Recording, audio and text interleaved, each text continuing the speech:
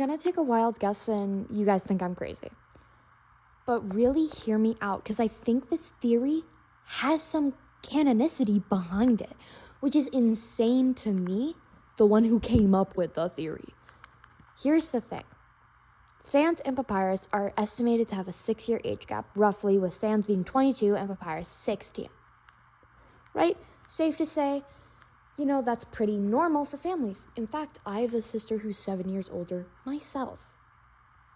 But we have to take into consideration they had to be alive during the war. And you're probably asking, no, they didn't. And I'm like, oh, yes, they did, because Sans remembers the sun, whereas Papyrus does not. We know when they entered the underground, there were no skeletons besides Sans and Papyrus. And the Chapelet is saying they just showed up one day, basically, doesn't mean they were created by Gaster or anything like that. Rather, they have been exploring the underground for decades, possibly in the ruins for years. Now, we also have to remember that's a 6-year age gap.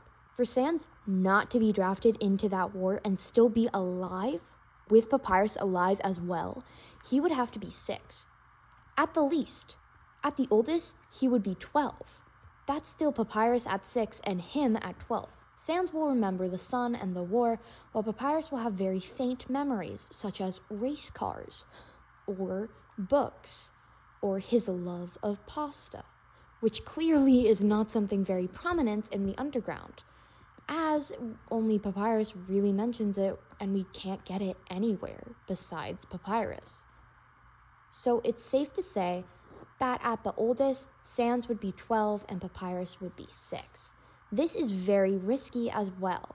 He would most likely remember the sun, so we have to go lower. Let's say we go 1 year lower. Sans, 11, Papyrus, 5.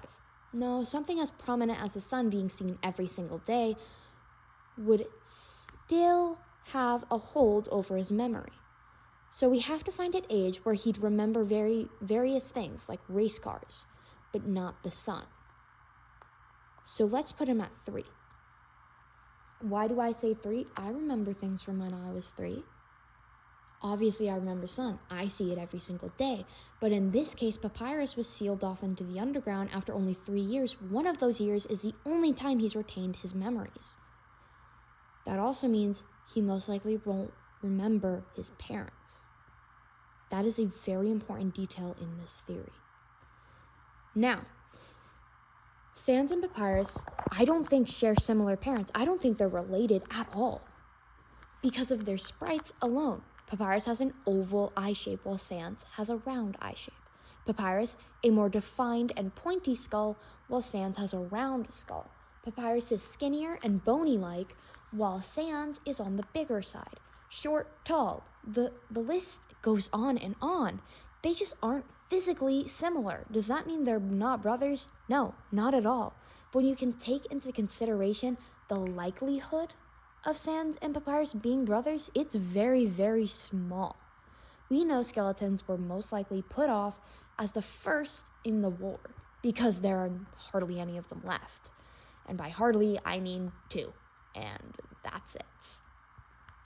Now, again, does this purely mean they are not brothers? No, but it's a possibility that they aren't. This will shatter the fandom, I understand.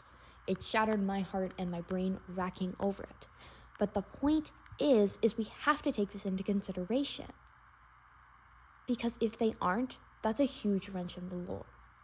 Like, if they aren't brothers, are they related to Gaster at all? If so, who? And if not, why is Gaster even there? Now, what immediately made the skeleton stand out is everybody else speaks in the same font, while Sans and Papyrus speak in, Comic Sans and, Papyrus. That immediately points out the skeleton as their own culture, their own form of society. They had their own culture or own form of society. We have to take into consideration their social status among that. The fact that there are only 2 located in Snowdon likely means that they had a lower social status than those of Toriel, Asgore, or Undine. Also, they are only sentries in the Royal Guard, while we know Sans is very, very powerful, and so is Papyrus. Obviously, it's not confirmed that Papyrus is super powerful, but it's safe to assume. While those dogs are in the Royal Guard, which makes no sense.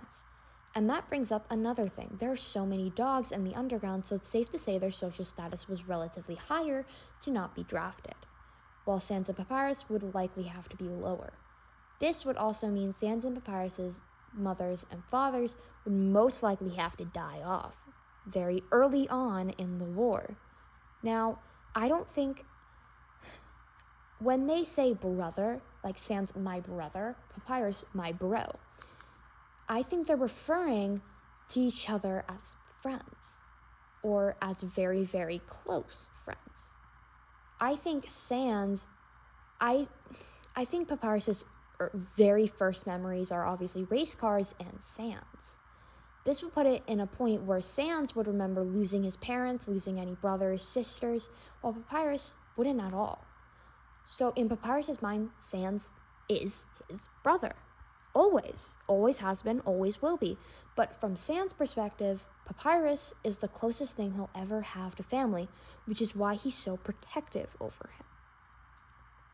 Right? He's so careful about his feelings. He's so careful about who he's talking to, about everything he needs to know. He always is suspicious of the human, always with Papyrus, and when he's not, he's just around the corner. Again, does this mean they're not related? No. Does this mean they are related? No. It rather means they have a very strong bond that could have been forged through years of trauma like Sans has gone through. That would mean Papyrus is almost a coping mechanism for him, which is why he's so close to him. I know, you guys think I'm crazy, but the point is, it's entirely possible. And I think we have to face the facts that Sans and Papyrus could not be brothers.